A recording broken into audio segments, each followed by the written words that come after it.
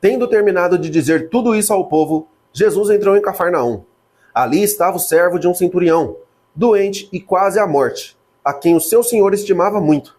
Este ouviu falar de Jesus e enviou-lhe alguns líderes religiosos dos judeus, pedindo-lhe que fosse curar o seu servo. Chegando-se a Jesus, suplicaram-lhe com insistência: Este homem merece que lhe faças isso, porque ama a nossa nação e construiu a nossa sinagoga. Jesus então foi com eles. Já estava perto da casa, quando o centurião mandou amigos dizerem a Jesus: Senhor, não te incomodes, pois não mereço receber-te debaixo do meu teto.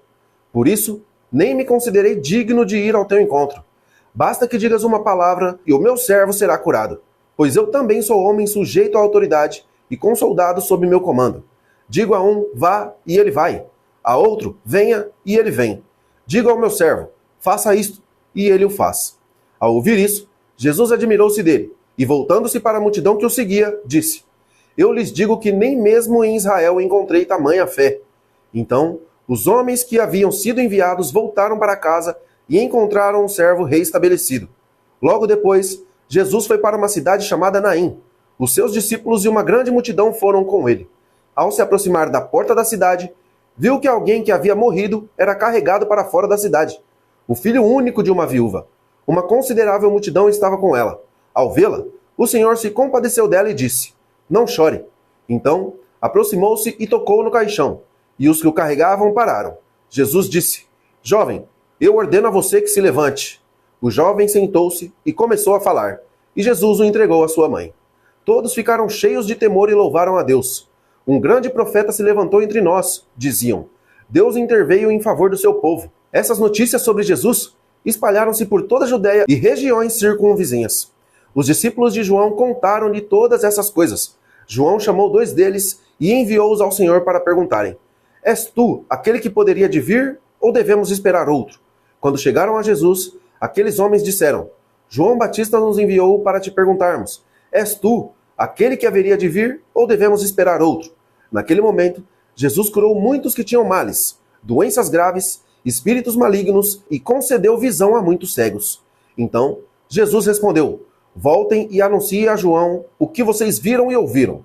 Os cegos veem, os aleijados andam, os leprosos são purificados, os surdos ouvem, os mortos são ressuscitados e o evangelho está sendo pregado aos pobres. Bem-aventurado aquele que não tropeça por minha causa. Depois que os mensageiros de João foram embora, Jesus começou a falar à multidão a respeito de João. O que vocês foram ver no deserto? Um caniço agitado pelo vento? Se não, o que foram ver? Um homem vestido de roupas finas? Ora, os que vestem roupas esplêndidas e se entregam ao luxo estão nos palácios. Afinal, o que foram ver? Um profeta? Sim, digo a vocês, mais que profeta. Este é aquele a respeito de quem está escrito: Vejam, enviarei o meu mensageiro à sua frente. Ele preparará o seu caminho diante de você.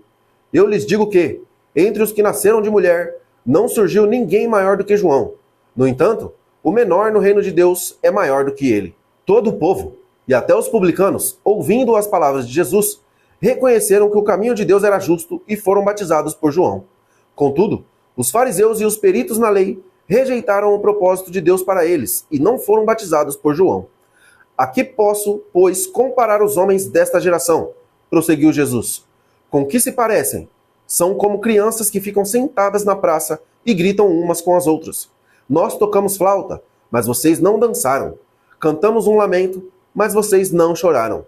Pois veio João Batista, que não comia pão nem bebia vinho, e vocês dizem: ele tem demônio. Veio o Filho do Homem, que come e bebe, e dizem: aí está um glutão e beberrão, amigo de publicanos e pecadores. Mas a sabedoria é comprovada por todos os seus discípulos.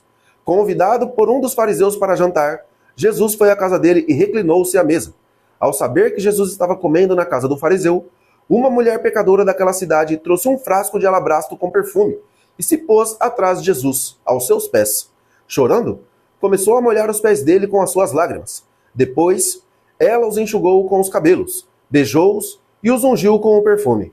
Ao ver isso, o fariseu que o havia convidado disse a si mesmo: se este homem fosse profeta, saberia quem está tocando nele e que tipo de mulher ela é, uma pecadora. Então Jesus lhe disse: Simão, tenho algo para dizer a você. Diz, mestre, respondeu ele. 2 homens deviam a certo credor.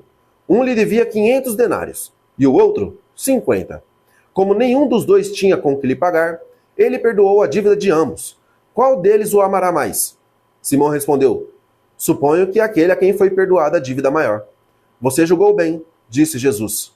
Em seguida, virou-se para a mulher e disse a Simão: Vê esta mulher? Entrei na sua casa, mas você não me deu água para lavar os pés. Ela, porém, molhou os meus pés com lágrimas e o enxugou com cabelos. Você não me saudou com um beijo, mas esta mulher, desde que entrei aqui, não parou de beijar os meus pés. Você não ungiu a minha cabeça com óleo, mas ela derramou perfume nos meus pés. Por isso, digo a você, ela amou muito, porque seus muitos pecados lhe foram perdoados. Mas aquele a quem pouco foi perdoado, pouco ama. Então, Jesus disse a ela: Os seus pecados estão perdoados. Os outros convidados começaram a dizer entre si: Quem é este que até perdoa pecados? Jesus disse à mulher: A sua fé a salvou. Vá em paz.